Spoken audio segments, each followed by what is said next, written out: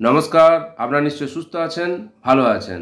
The West Bengal regional school service commission southern region থেকে 25/3/2025 তারিখে একটা নোটিশ বার করা হয়েছে, যার বিষয়বস্তু হচ্ছে distribution of revalidated TET certificate of southern region to the defaulting candidates. A good number of revalidated TET certificates of Southern region are lying undistributed at this region office. Candidates of Southern region may collect their revalidated TET certificates who could not collect the same during the distribution program from 7/3/2025 to 20/3/2025, অর্থাৎ 7/3/2025 থেকে 20/3/2025-এর মধ্যে southern রিজিয়নের যে TET certificate সংগ্রহ করার আগে notice দেওয়া হয়েছিল। দেখা যাচ্ছে এই সময়ে বহু সংখ্যক ক্যান্ডিডেট টেট সার্টিফিকেট এখনও কালেক্ট করেননি।